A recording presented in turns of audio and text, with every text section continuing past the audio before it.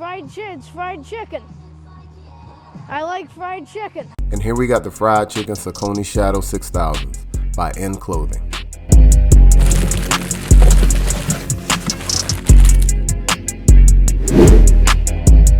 And when looking at the materials on this shoe, we got hairy khaki and smooth tan suede, so it could look like a piece of fried chicken. With the red Chanel Saucony logo, and it's bone in. And put the chicken logo on the tongue, and they put the hairy laces in them. They also made the tips look like they got dipped in hot sauce.